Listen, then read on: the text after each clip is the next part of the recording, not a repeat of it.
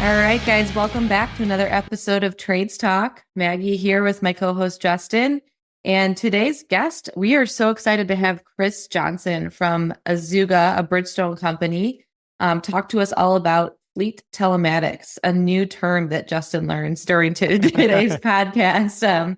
Not a GPS provider. That's only one feature of a fleet telematics company. We get the full rundown on everything they have to offer, but mainly from a safety perspective and how Azuga is working to make sure that companies all over the trades have their employees get home safe, protect the company's liability. Justin, I know you use Azuga as a partner. What were your takeaways from today's conversation? Yeah, today is going to be a little different. We go really deep into technology and how this fleet telematics system works. What are some of the features and benefits, of course, beyond GPS? And it was interesting for me. I kept tying this back to the strategic partnership model and how you can actually grow your service business through these strategic partnership channels. Mm-hmm. So Chris his background is all in sales and channel partnerships. And so we explore that concept quite a bit, which is really exciting. I think everyone's going to get some takeaways there. But the majority of the episode spent on safety, spent on fleet management, and we have these giant vehicles hurling down the road at ridiculous speeds. This fleet telematics system helps you just keep an eye on your fleet because we have so many trucks out there and it's hard to keep track of everything. So I think the takeaways were strategic partnerships, safety, and building a culture of safety in your company. Yep. You use the word behavior, like creating the right behaviors multiple times in today's episode.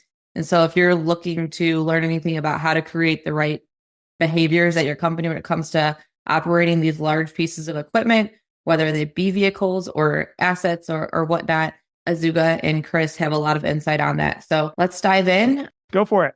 All right. And we're here with another episode of Trades Talk. We're here with Chris Johnson of Azuga, a Bridgestone company. Chris, welcome to the show today. Thank you so much for having me. So Chris, before we jump into all these questions Maggie and I have for you, why don't you give the listeners a quick 2 to 3 minute overview of who you are and who Azuga is? Yes, thank you so much. My name is Chris Johnson. I'm the director of sales for our partnership channel here at Azuga, a Bridgestone company. This is my 19th year in the fleet telematics software industry. And I've had a lot of adventures, as you can imagine, over the past 20 years through the technological innovations that are so exciting to watch happen in real time in and around GPS tracking and fleet management in general. That is so interesting to me that I just absolutely cannot picture doing anything else but to sell software technology solutions to help customers achieve meaningful results, right? So that's the most important thing for us in a problem-solving perspective, and that's really what I love to do. I've been with Azuga, a Bridgestone company, for 5 years. Azuga was founded in 2012, and they really tried to turn GPS tracking from a whole gotcha, Mr. Driver, I caught you speeding or not working, to, hey, great job, right? Great job. Here's a reward for positive driving behavior. But we really tried to bring more of a culture of engagement from the drivers on a solution that ordinarily has been looked upon as a big brother type of experience. And then expanded that beyond just location-based solutions to help more partners' operational efficiency and the way that they're dispatching jobs every day and the way they're managing the vehicle's maintenance. And then the most important thing and what Azuga is absolutely passionate about is improving the safety journey for any trade fleet that is a customer of ours. Bridgestone acquired Azuga 2 years ago. They just don't want to be a tire company anymore. And they're making some major investments in technology to facilitate what they're calling their sustainable mobility initiatives. So Bridgestone, as you know, one of the biggest tire companies in the world. And Azuga is now a big part of that strategy to invest in technology to help their fleet customers just be safer and more efficient with the whole Bridgestone offering that we now have to bring not only to our end customers, fantastic partners as well, like we have a great partnership with Aspire. That's who we are and that's who I am and that's what we do. And excited to talk to you today. Awesome. Thanks so much, Chris. I'm so excited to have you. Obviously, we go way back and our partnerships between Aspire and and Azuga. But one of the main reasons I really wanted to have you on here is because of your extensive sales background as well. And I'm a sales professional myself, and you and I see each other at all these different shows. We were trying to gain clients together. And so why don't you give our listeners a little bit of background of who you were before that and kind of your sales, your methodology and history on sales? Yeah, funny thing was when I first started my career in telecommunications, I pursued engineering. So I was actually one of those guys who sat in a switch and did like T1 connections or copper or frame relay or all those boring telecom things that actually was the lifeblood of all of us communicating with people via telephony. But one day I'm doing my engineering thing and just the programming trunks in the switch. And some guy shows up in a nice suit and he has a Rolex watch on and he pulled up in a Benzie. And he happened to be the director of sales for a company called British Telecom, which supplied for the company I worked for at the time, our telecom platform that we used to make phone calls. It was a trading floor, those guys on the, you see it on TV in the trading floor, I guess the best movie at the Wolf of Wall Street, like that kind of deal. So this guy rolls in and I was compelled to ask Mike in my early 20s at the time. And I'm like, what do you do and how much do you make? I just, for some reason, asked him that overtly, about him and what he makes. And after he answered me, I quit my job 2 weeks later, and I actually went into sales and became a telecom salesperson for a competitive local exchange carrier somewhere in Long Island.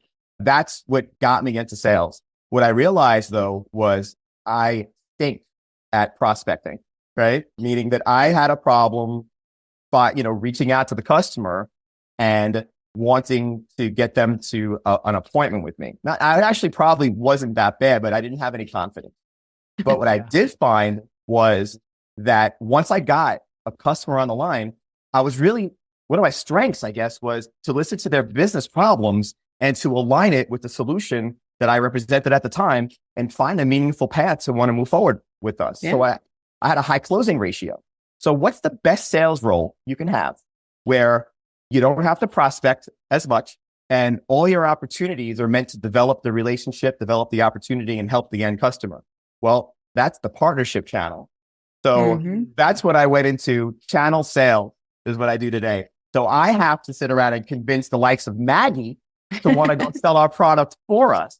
And if I can get that partnership aligned in the way that we've absolutely done with Aspire and Service Titan, what you could see is playing to my strengths to develop a partnership and a relationship, and then coupling that with having some great people who can benefit from the joint value proposition that we create together, and then helping them work those opportunities and building a program for success.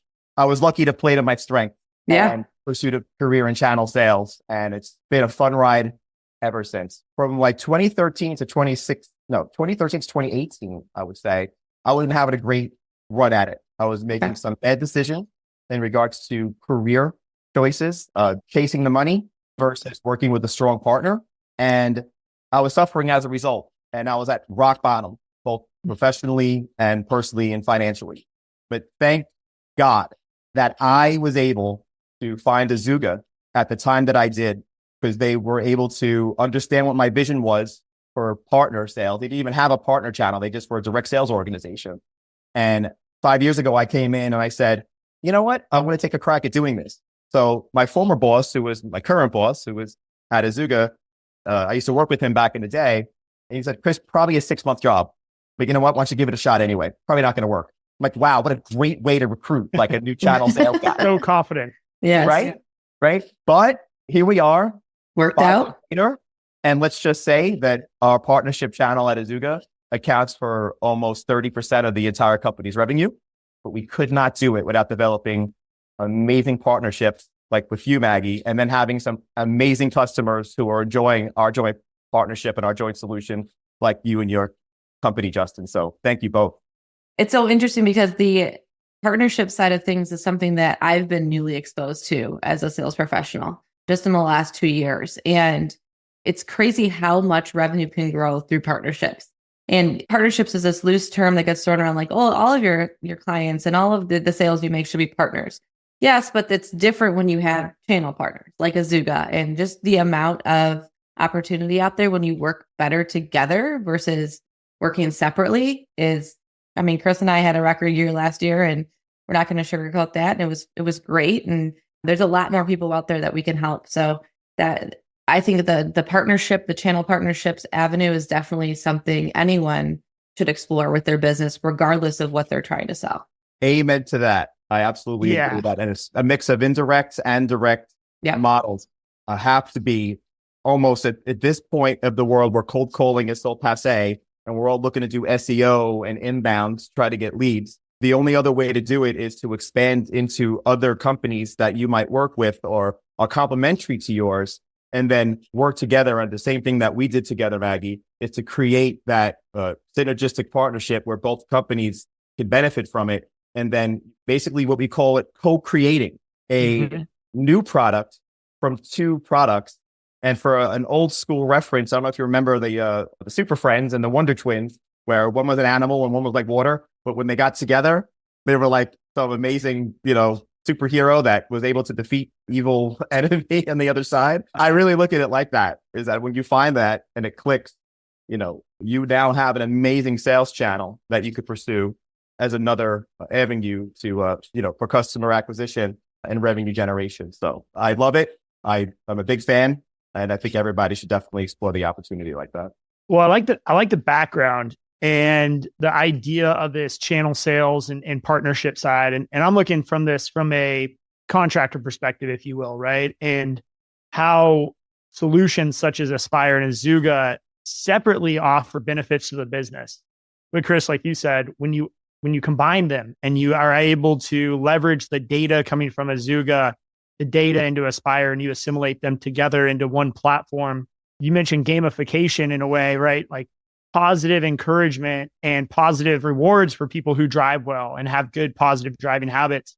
And you can combine that with labor variance and gross profit percentage in Aspire and create this really awesome automated dashboard that is giving you all the indications that your business needs, not just to be profitable, but to also stay safe. Because I think at the end of the day, every business owner, if you ask them what keeps them awake at night, it could be a number of things. But one thing that I think is consistent for all construction-oriented businesses is a major safety accident, whether it's on the road or it's on the job site. And we have these giant vehicles, 10,000-pound vehicles hurling down the road at hopefully 55 miles an hour. But we all know that sometimes it gets a little faster. And you're just crossing your fingers, nothing bad happens. The other thing that we've noticed is as a contractor, you're a target on the road. If there's an accident, it's immediately the contractor's fault because there's a logo on the truck. So having this backup dash cam or some other type of way to prove that, hey, no, we were actually going the right speed and this other vehicle was the one that created the incident. This type of back-end data can not only help you improve your day-to-day operation, but help you potentially save a business-changing lawsuit down the road. And I've heard some amazing stories from those types of situations. Yeah. And thank you for saying that in that a very eloquent way, because that is exactly the value proposition that I try to bring forth anytime I'm lucky enough to be talking to an Aspire customer when we're helping position both products together and really what the combined forces of it can do. And that's what made Aspire so unique. When I'm talking to integrated partners, so say a field service management software company, who obviously does what they do for job dispatching, work order management, billing, payroll, time card, inventory, all the great things that Aspire does, plus way more, right? All that software company ever really asks for is just, we want the GPS of the vehicle on our map in the dispatch board. We first started talking to Dan Blake, who's a CTO of Aspire, and, hearing his vision for having an integration with Azuga, who was a safety-oriented fleet telematics software company that happened to do GPS, that happened to have cameras, that happened to do all the bells and whistles that our competitors do, right? But when Dan mapped out the integration, this was the first time a field service management software company was asking us to consume the data from a safety perspective to live embedded and native to the field service management platform. The way that Aspire brings in the driver scorecard, the way that Aspire brings in the actual hard braking, sudden acceleration, speeding, the alerts that we want to be able to monitor for a driver in the field so we can help coach them to not do those negative driver behaviors, right? And the fact that then They also asked to in the video that you mentioned, that video, not necessarily of the accident, but of those negative driver habits like eating, drinking, smoking, sleeping, texting, and driving, that we have the ability to capture that behavior in real time and then send that to somebody who would need to know that's happening right now while that technician's on the way to a job. So you can actually make it actionable in real time versus running a report later at the end of the week to see if anybody just happened to be, infringing on driver policy. So that synergy with Aspire being so safety focused as well as operationally focused was so refreshing. And then when we built that integration together, it is a best in class solution that really only Aspire has in regards to what's on the market today. With anyone who's listening today and your choice from, the ability to choose a field service management software and a telematics platform. Like this to me was probably why, Maggie, you and me have been so successful in this channel and with this joint product offering, was because of the vision that you guys had to include safety into the platform. So we can, without a doubt, give away to a fleet owner to reduce the frequency and cost of claims and accidents, which is really what we're trying to do, which is what our technology absolutely does. And don't take it from the sales guy. Insurance companies who we have partnerships with telling us how much it reduces accidents anywhere between 30 to 50%. And the last point I'll leave you with, Justin, is last year, Azuga did a third-party analysis of what we felt the impact we had in the field service fleets from a safety perspective. And from all of our data that we were able to capture, we minimally prevented 12,000 accidents. Now, those are accidents that never happened. And I'm never able to, you can't prove the ROI on something that never occurred.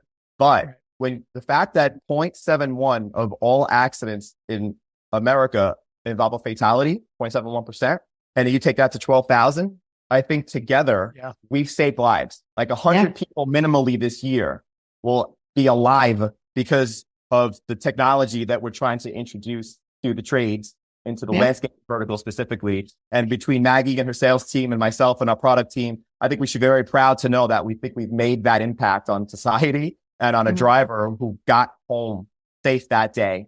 The moment they tried to text and drive, camera beeped at them and reminded them to put the phone down. That's simple.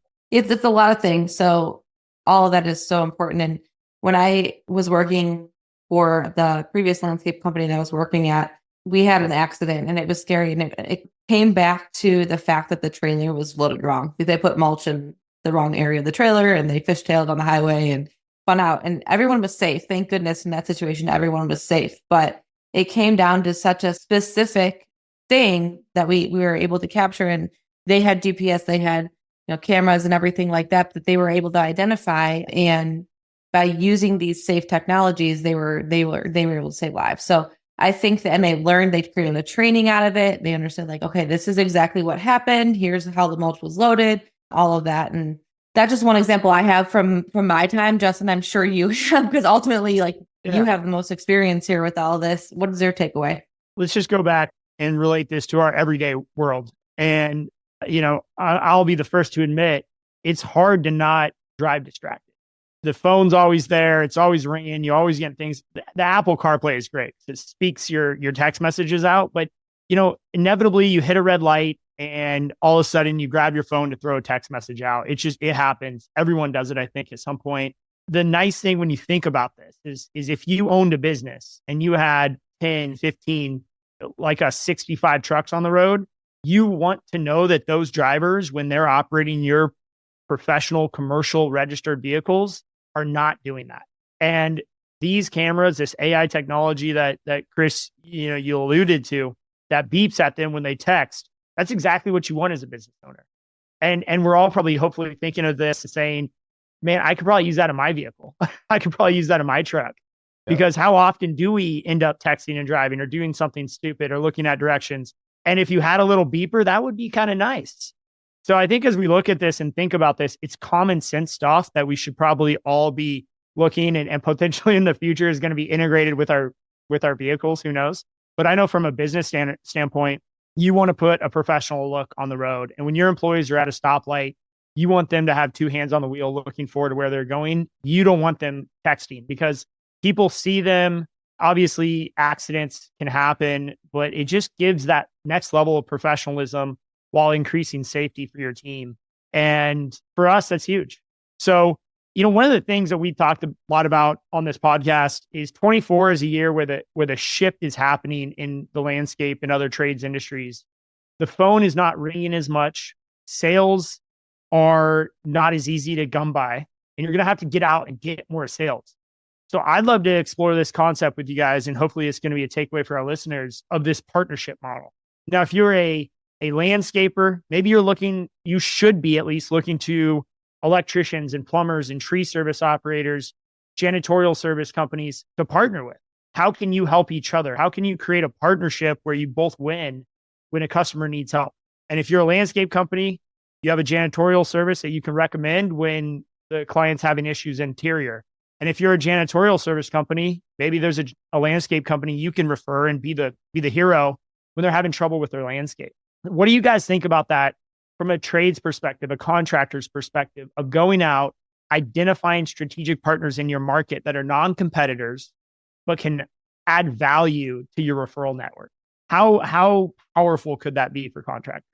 Yeah, that's a great point. And that's, I think, what we alluded to earlier about what I do for a living, which is creating these partnerships that benefit both partners, and they can monetize it. They can get business, and they can both jointly help their customers with having more services to offer or refer, right? Than just your own primary, looking it through the lens of, I'm a landscaper, I want your commercial contract, that's it, done. Didn't think of, once I got that contract, who services that property, right? Who does to your point, the electricity, who does the plumbing, what other folks out there, your suppliers who also have customer out there, right? I mean, they're just the suppliers, definitely from that top down. From what we do from a partnership perspective is at Azuga, we find complementary providers to fleet management. And in our world, just to give you an example of the way that we thought, fuel card companies that having integration with a fuel card, that makes sense because fuel card companies are always going to have fleets that need help from a telematics perspective. And then you have obviously field service management companies, and Aspire being a primary partner of ours and a great example of how great that partnership works. And then we also look to and expand within our partner channel maintenance software solutions that primarily just do fleet maintenance. So that's a great partner for us as well. Then we look for insurance companies. We're actually the number one insurance telematics program provider in the country for telematics for major insurers. And does that help with people's insurance rates? Is there a way to actually save on insurance? Yeah, it actually can. Now, it's all different. Yeah. It depends on your agent or your broker or your carrier or whether you're self-insured or you're in a captive. There's so many different nuances to that. But 100%, you're putting yourself in a position to save on your insurance premiums at minimum, because once you put this technology in, your loss runs, which is what your insurance company is looking at, how much premium are you paying versus how much claims you to put in. And if you took more claims out, they're going to charge you more next year. That's the game, right? So again, that's the partner ecosystem that I live in. And I also identify wireless carriers as a potential channel as well. Fleet leasing companies, that makes a lot of sense, right? Fleet leasing companies, they need maintenance solutions, they need telematics solutions. So that's what we've done. And it first starts, Justin, potentially as an affinity relationship. And what's that? Can you explain that for us? Yeah, affinity relationship means you're not monetizing the relationship yet. It's almost like a lead sharing thing. So you're identifying partners in your ecosystem who are complementary and not competitive, that you could talk to them about what you do. And when they're doing what they do for a living and they're talking to a customer and, oh, I know a guy, I know a company, I know a gal, right? I know a service, right? And the same thing that you as a landscaper will be able to also offer when you're on site talking to the property manager, the business owner, the commercial, the residential, whomever it is, right? And you have to have the conversations, right? Without that, you don't ask, hey, by the way, who's doing that for you? Oh, by the way, who's doing that for you? And you want the other party to do the same. So that affinity relationship is more of a co-branding, co-marketing thing where you can live on my website, I'll live on your website. We're partners together, right? And we can get that additional air cover and that additional credibility from each other. That's the first step, right? But the Got second it. step is to come to a commercial relationship with another partner out there.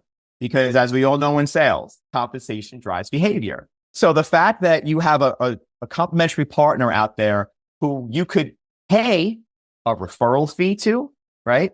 Monetize that lead that they gave you, and if it closes, there has to be some remuneration, because then they're going to be like, wow, this is an additional revenue stream for me. And all I did was introduce you to my customer. I trust you to talk to my customer, go and talk to my customer and they'll sell your solution.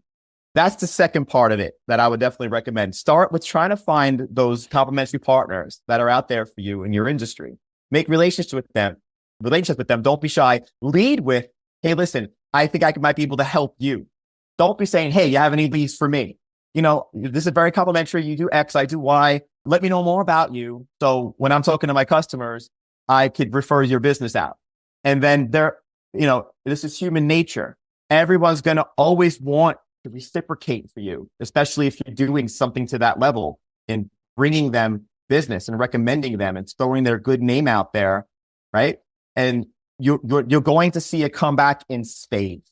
That's our second strategy, Justin, that we employ, is first find a complementary partner, and then secondly, figure out a way that they could benefit from this from a commercial perspective, and then everybody wins. I like that. And Chris, you have great experience in this channel partnership.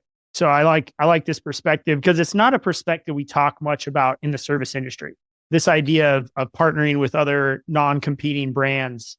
However, I think it's a sales channel that's worth exploring. And you guys as a software company, you have the ability to go beyond borders and beyond states. You don't have this geographic where your guys or girls have to be on site delivering the service. But then again, being local, being in a geographic area that you can dominate and you can own, you can go and find the best, architect in the area. And I'm not saying landscape architect. Go find the best building architect and start adding, and what I'm getting from you, start adding value to them first. Maybe bring them clients if you possibly can. And eventually you get to the point where there's some type of commercial grade partnership and you both are benefiting financially from that relationship. Maggie, what are your thoughts on this idea of trying to take obviously what Aspire and Azuga have created and assimilate that and create that in the service industry?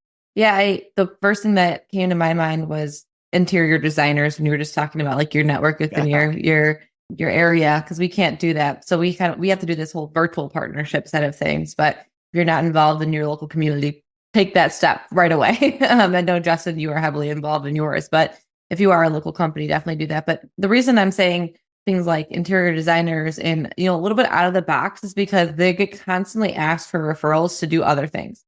When I ran a floral design company, I was doing weddings for a little while, and people would always ask me, or who's a good caterer? Like, I had nothing to do with catering, but I was still touching the wedding. So they were asking me, who else do you work with? Who's the best baker? Who has the best, who makes the best cakes or cupcakes?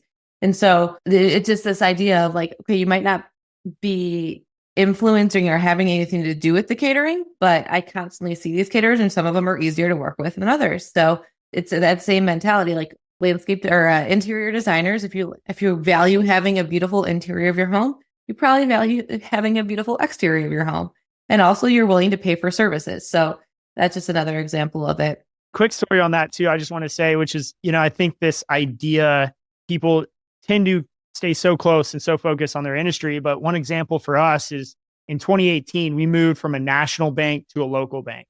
And when 2020 happened and PPP loans and everything went through, the local bank took such great care of us. I mean, I had the local banker meeting with me on Zoom and going through this process and helping us, like walking through the process where my other friends that owned businesses were struggling.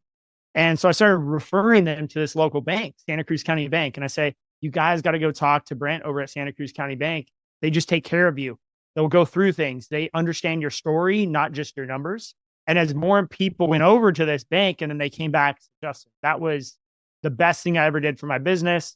Our line of credit is double now. We got the PPP loan. Things are going so much smoother.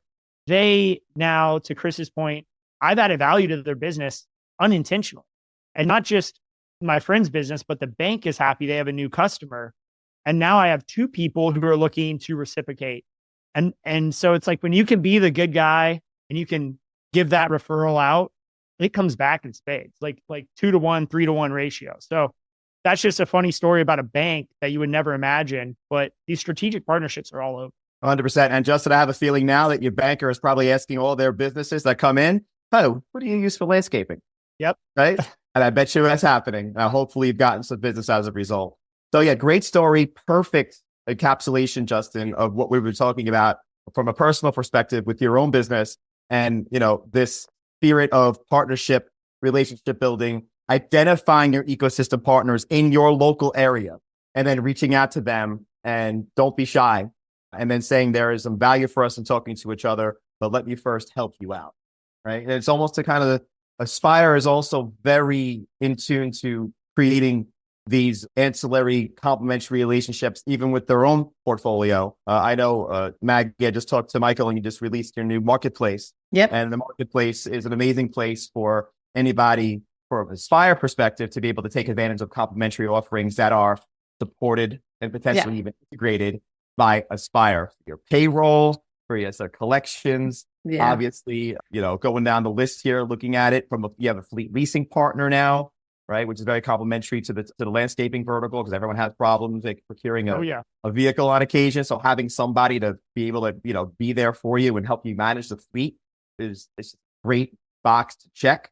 And so you guys are the epitome of building out those complementary partnerships, and you receive business as a result. And so have your partners, and who wins? All of your clients and everybody listening here today on the line. So again, I think that's important. I want to touch on that really quick. Sorry to interrupt you, but I think one of the things that our clients value with us the most, and I've talked to Justin about this before, is that we take our integrity of who we are as a company to heart, and we really want to do what's best by our clients. And Mark Tipton, our owner, has said since the day he started Aspire, if you're looking to make a decision, ask yourself, is it doing right by the client? And if the answer is yes, then you have your answer. If it's no, then you don't go down that path. And so since we are a company that's built on those fundamentals, our clients trust our judgment when it comes to partners, and that we're only going to partner them with the best of the best. And there have been some in the past where we've made mistakes and probably not chosen the best partner and had to part ways or figure that out, how that happens. But ultimately, when we put someone out there as saying that they're a partner of Aspire, that they're in that spot for a reason. And I kind of want this to lead into my next question for you, because one thing that our listeners face, regardless of what sector of the trades they're in, GPS is this coin term. Azuga is just a GPS provider. And there's a lot of different GPS providers out there. And I know, Kristen, you and I have talked about this in length. Tell me a little bit more about what Azuga offers and how you guys differentiate yourselves from the people out there who are just GPS providers. Yeah, thank you. So the biggest differentiator that we take could be considered a commodity, right? Now, we have a lot of competitors out there, and I'll name them just so as a base of reference. You probably have either gotten a phone call and hopefully enjoyed some of the services from the likes of Verizon Connect or Samsara or Geotab or a number of other fleet telematics providers that are out there. One thing I do, Maggie, is I don't use the word GPS tracking when I'm talking to a customer about what we do.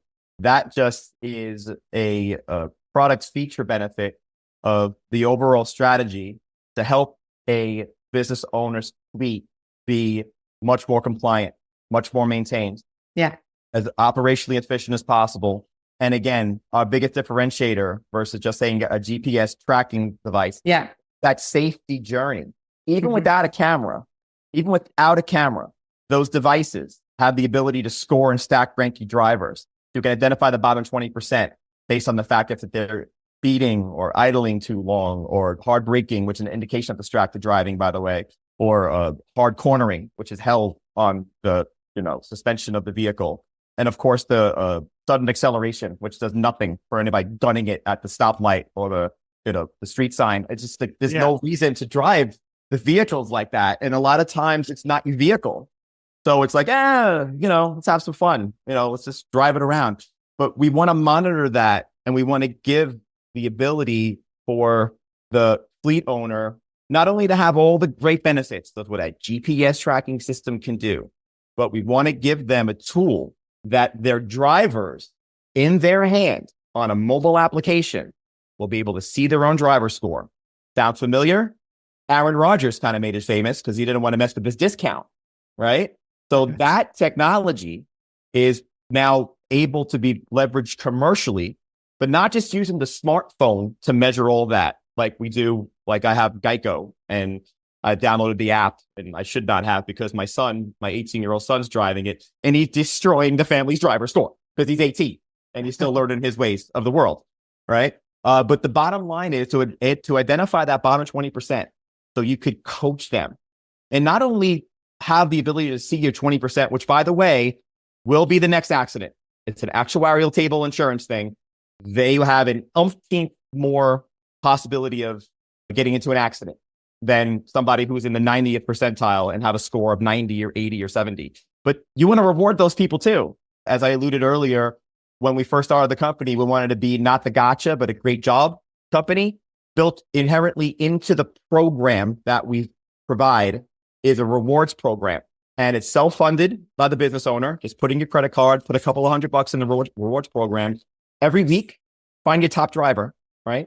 And then send them an electronic gift card on one of the vendors that we have on the portal, whether it's Amazon or we like Dunkin' Donuts around here in the Northeast, or Best Buy or Walmart or any of the other vendors that we have there. And now you're building a culture of driver safety and rewards. And that gamification, Justin, that you mentioned, where each driver will not only have their score, but they'll be able to see the scores versus the other drivers. So they'll know they're at the bottom of the totem pole. And when they get back to the office later, they might get rigged a little bit. Hey, Steve, what are you doing out there? Your 46 score. You're hard braking all over the place. Why are you speeding? Come on, you're killing us. And that makes it fun. It also incentivizes Steve to drive better, which in turn drives up the driver scores, which in turn reduces the risk of the fleet, which in turn makes a measurable impact on the frequency and cost of claims. But it has to start there. What we really try to consult with our clients about from a safety perspective, the rest of the operational efficiency gains, they'll come along for the ride. You have to bring that in as your primary goal from a fleet management perspective. And that's really how we try to make our biggest differentiator out in the market today. Thank you so much for sharing that. It makes so much sense. And I think it's really important for people to hear, because while I know you're not just a GPS provider and you hate to use that, it's like me saying, oh, we're a scheduling tool. Aspire is far more than a scheduling tool. I think it's important for you to continue to get that message out there. And I wanted our listeners to hear it. Appreciate that. Yeah, what stands out for me is the behaviors is what we're training. And you can put all the systems and policies in place, but if your culture is rooted around the wrong behaviors, it's going to be really hard to scale and change those behaviors. Because let's face it, most people who are driving your vehicles are either crew leaders or some type of manager. And those individuals are creating the culture of the company. They are determining the direction of the culture if you're growing. And so if you can create strong safety behaviors in a vehicle, I know this is maybe a long shot of connecting these, but I believe like good drivers who show up and drive professionally and have good driving behaviors and score high will probably also lead to being good leaders, good managers, and work with your clients in a more professional manner. I don't think there's a long shot to say those two are related. What do you think, Chris? I absolutely agree. I love that. For them to be able to lead by example, right? And show that you probably have a driver policy operating your commercial vehicles, knowing full well you didn't hire drivers. You hired crew members and managers who happen to have to drive as the function to their business. So everybody forgets that. These aren't professional drivers. So it's madness, if you think about it, to just hope that whatever they learned in driver's ed when they were a teenager, right? And just having some road experience is going to be enough to have the ability to get them to a point from a driving perspective to understand their negative behaviors. Because I know it's a cliche, but you can't manage what you can't measure. Totally. So we talk about that all the time. Yeah, you have to be able to measure the vehicle's maintenance, so you could treat that vehicle nice and know when it's time for a tire rotation or oil change. And obviously, Bridgestone, now being Bridgestone, is giving us these amazing new tire related algorithms to then help identify your entire fleet on the slow leaks, the high pressure, the low pressure on our new dashboard. Sorry, shameless plug. But we now have a new dashboard, which we hope that you, Justin, we're going to be unlocking for you, a new BI tool, data visualization, because how Super much cool. tires are, you never think about it, are related to safety. Because you got, you're driving down the road and you got a heavy truck, you got stuff in the back, you're on the road. Now, suddenly someone stops in front of you, right? You slam the brakes. If you have a tire that's underinflated, it's not going to stop in time. If you have a tire that's overinflated, it's going to pop, right? The fact that we now have the ability to measure that from a maintenance perspective and then spin that to the safety journey that we always talk about, that to me is huge. And that's just another example of having your managers leading by example and not only driving better and being cognizant of their driving habits, but also maintaining your vehicles properly, not ignoring the check engine light or the tire pressure light, because we'll be able to send that to you, Mr. Business Owner, Justin, and your ops team and your maintenance folks. So they'll know, because you don't always get that reliable information from the field. Because it's not my car. I don't care if the tire pressure is low. It's annoying. I have a job to do, but meanwhile, that is going to cost you fuel. It's going to cost you on the tire, getting, run out quicker on the treads. It's a giant ripple effect. And the other thing too with this is we focus so much on landscape, and that's we need to landscape better. We need to be on the job quicker and do this more efficiently. But when you think about most maintenance crews, I would say on average, we're driving 2 to 3 hours a day.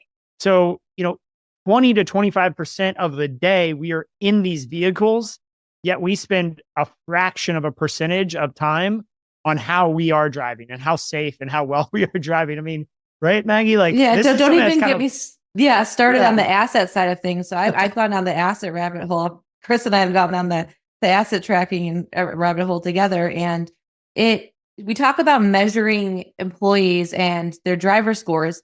How about the employee who is costing you hundreds and hundreds of dollars because they're being rough on equipment? Are you tracking that? Like how much? Because right in Aspire, you can see what equipment has needed more and more repairs. What's the cost of those repairs? Okay, what employee is assigned to that piece of equipment? Are they costing you money because they're being too rough on it? Same thing, maybe we're not going to buy that type of piece of equipment anymore, or those trucks anymore, because they're not doing as well as other trucks. So there's a whole different side of this we can go down, which is the asset side, and look at measuring employees and the cost of the business. Yeah, I just keep going back to behaviors. How you do one thing is how you do everything. And so when we have these solid behaviors that we can reinforce and reward, to Chris, your point, those type of behaviors will eventually permeate throughout the company. And when you have people who are focused on safe driving, winning those scores and improving the way we drive and the safety of our company, I think it just goes to everything else we do. And you're going to just have a better company for that. And the small business owner who doesn't have a mechanic, doesn't have an ops manager, doesn't have a fleet manager, it sounds like this new dashboard is going to be exactly what we need to do that once a week, quick look. I'm going to spend a half an hour and I'm going to look through my fleet and all the data, what I need. And then I'm going to make sure to take the actions that are needed to keep my fleet safe, my guys safe. Absolutely. That's the point. A data visualization. That's what our whole point. And go back to Maggie and from a differentiation perspective. We know there's businesses that are being run. We know you're not logging into the GPS portal all the time. That's why we wanted to integrate into Aspire, so some of our data can live there, because that's where they're living from an operational perspective, right? To be able to do job dispatching and work order management and all the great things. So we know that the more we could deliver from a data perspective to help you manage by exception, that's the way we want to set this whole thing up. We want to send you a report on the anomalies, right? We want to send you the alerts that you only need to want to see from either a driver behavior, a violation, or a maintenance related situation that's going on with the vehicle, and then give you these KPIs as a business owner, Justin, so you can identify trends and then be able to see if your management of the fleet using a telematics solution is helping your company actually become safer. And you can measure that with the driver scores to become much more maintained. You can measure that with your DTC diagnostic trouble codes, the check engine light, and the hopefully the reduction of issues with the tires. And then You can measure that, from an operational perspective, with Maggie's point, with the utilization of assets. And the possibilities are endless. And to be able to set that up and send you that is either a weekly or daily or monthly report, and to give you a dashboard that you can use to run your business. That's what we're really trying to accomplish here between our joint partnership at Azuga and Aspire. Yeah. And that's such a great encapsulation of what you guys are doing for people out there who don't have any type of, I don't want to call it a GPS solution. So how can I say this in a good phrase? Yeah, absolutely. So we're actually a fleet IoT, Internet of Things, right? Or fleet telematics, which is basically capturing data off of a machine and then making it actionable, like sending it somewhere, remotely in the cloud, wirelessly, whatever. So, telemetry, like the space station and all that stuff, right? That's what telematics is. It's just specific to fleets. We're capturing data on a vehicle, right? Yep. Whether the vehicle related information or the driver's related information or location information. And then we're sending that into the cloud through our software platforms. And that really defines what we do. And that's a great word to describe it. Perfect. Well, I like that. And I think for people who don't have a fleet telematics solution today, it's not a matter of if, it's a matter of when you're going to have your next accident. And this data, I think, is not only going to help prevent those accidents, but when the accidents happen, like I said earlier, having a dash cam or having some kind of data point, even if it's just how fast your vehicle was going, if you can prove your vehicle was at a complete stop at the minute or the second that crash happened, the difference of a win or loss in a lawsuit is night and day. And I've been in some of these. The judge always sides with the non-commercial person. So if you're a commercial company and you're in an accident and there's just a regular old civilian there, you're probably going to lose unless you have some kind of data to back you up. So whether you have one truck or 100 trucks, I think it's important to have some kind of fleet telematics system. And this episode was a great sales pitch for technology in general, embracing technology.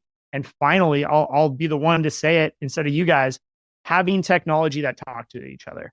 Because our tech stack used to have this thing and that and this and this, and none of it talked to each other. And now that we have this great, unification system, which is Aspire, we have Azuga, we have Innova, we have these other systematic platforms that are all feeding into one place that give us data in the right place. Because we have data and we have so much data, and centralizing that and giving us just what we need, I think, is really important. So this episode, I was glad that we dove into this and we uncovered the way it works and some of the positives that it could bring to your company. We talk trade secrets here, and we always like to give a little insight into what your career has led you to learn and to experience. And so if you have something you want to share with the group, we'd love to hear your trade secret on today's show. What's something that you've learned through experience, the Chris book, and something you'd like to share? For me, and a lot of it had to do with what I do now in consulting with fleets and have them understand how to use this technology and get their buy-in from their drivers and their employees. It's transparency. Transparency is paramount to be successful with any initiative that you as a business owner are looking to send, down to your business to make it either more profitable or more operationally efficient or safer or more compliant or whatever you're looking to do. In regards to what I do for a living, okay, we'll use the word GPS tracking. Privacy infringement, you're going to know where I am all the time. You put a camera in the vehicle and now you could stare at me. The most successful deployments of our technology for fleets was when the business owner actually was transparent with the drivers about what this technology actually does. What can I see? What can I not see? What can I measure? What can I not measure? And to be able to consult with the drivers to say, hey, listen, in the end, we're trying to keep our costs down. Insurance is killing us because the premiums keep on going higher. We need your help. We need your buy-in. What is your opinion on this solution that we're bringing in? And then showing them the solution before you just roll it out, on a Saturday. And they, oh, by the way, there's a tracker in there. Because when they understand that, they're not scared of it because you were transparent with them. And they're not only going to see that this isn't as scary as you thought, because wait a minute, the video isn't recording me unless I didn't correct my action within 3 seconds. So I could be texting and driving. And then the camera will beep at me and tell me to stop, and I can put the phone down and no one's going to know. So, oh, wow, I didn't know that. I thought you guys are spying on me 24/7, right? So that transparency gets the drivers buy-in. And then they realize what? In the end, what are we really trying to do? We want you to get home to your family tonight. That's it, right? The rest of these business things, these KPIs, these profitability, another job you could do a day, more efficient fleet, they'll come. They will come. But start there. Be transparent with the employees, and you'll be surprised on how receptive they would be to such a scary technology, because they know in the end, you have their best interest at heart. People need to understand how their piece of the puzzle fits into the bigger picture. And without having the transparency and without communicating all the little pieces of why the business is making the decision the business is making, they can't get full buy-in. They won't give it to you. And I always go back to make it easy for me to promote you. And you may see this as spying, but the people who truly don't care or don't like to understand, like, our goal is to keep you safe and our goal is to protect the business, right? I run a business. I need to protect the business, but I also need to protect you. The people who get it, get it. The people who don't. And honestly, the people who don't, you probably don't want in your business anyway. But at the end of the day, the people who get it are the ones who get promoted and who go on to succeed at the company and help you grow. And to Chris's point, being transparent is going to help you in this process, because the folks that get it are going to help you get to that next step and bring them into the conversation. I couldn't agree with that secret more. Transparency in all shapes and sizes is important. I always say, if you don't share the profitability of your company, your employees will fill in the gaps, and they always will think your gross profit is your net profit. So transparency in all areas of life, I think, is important. So I appreciate that, Chris, and great podcast, by the way. Thanks for all that information. I'm glad we took a bit of a turn here today and talked about technology, and I learned some new fancy words like fleet telematics. You guys are awesome. Thank you so much for doing this and getting this message out. I think that's obviously very important to understand how technology truly, it does help affect a business on multiple levels, just beyond profitability. And I think safety was the biggest takeaway I hope everybody got from this conversation today. And I want to thank you both for your partnership.